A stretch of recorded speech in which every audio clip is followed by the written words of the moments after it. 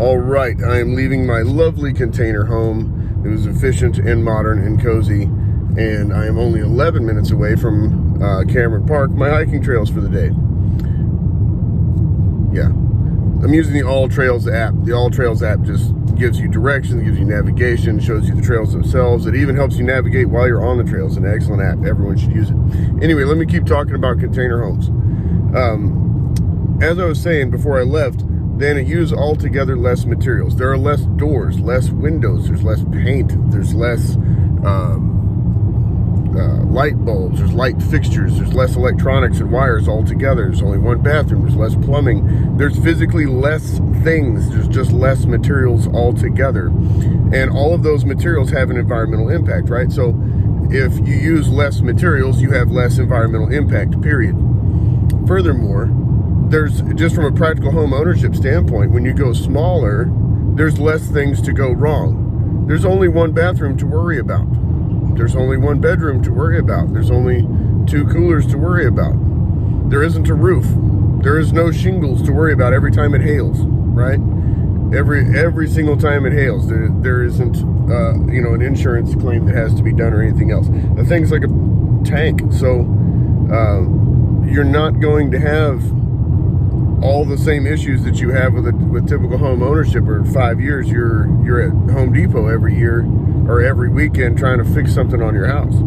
There's just physically less of it, so there's less problems, there's less to fix, there's less to pay for, they're more affordable, and there's less environmental impact. So these container homes and tiny homes in general make a ton of sense, and you're starting to see a lot of big shift these days away from, since the 2007-2008 housing crash, and there's been a couple bubble bursts since then, and probably be another one very soon. Then you're seeing people get out of the big home, big investment, hopefully a big payoff when you sell it. Maybe you'll upside down on it, maybe you'll lose it, maybe it'll end up you're being taxed out of it, things like that. There's all sorts of little traps these days with home ownership, and a lot of people are thinking about home ownership in a completely different way. And what they're thinking is, I want less debt, I want less to deal with, I want less to fix, I don't want to sign my soul over for a $500,000 loan, right? They are thinking about things differently. I recently had a coworker that now lives in a schoolie, which is a modified custom school bus.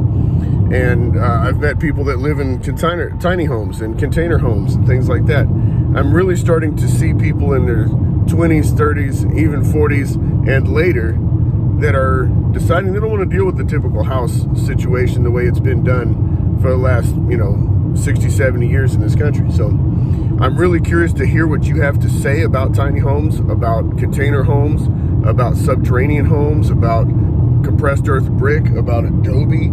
I'm excited to hear what all of you have to say on these topics and the concept of home ownership in general, the changing landscape of home ownership. Is the way it's always been done the best way? Or is there something new, a new way we need to be thinking about materials and resources and efficiency?